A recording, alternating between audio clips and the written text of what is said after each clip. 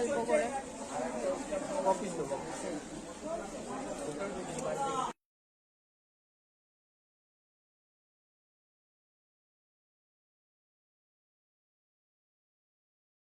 Half kilo মতন বড় যেটা হচ্ছে। মধুর গীতি আর কি পাবো কোনদিন, বলো না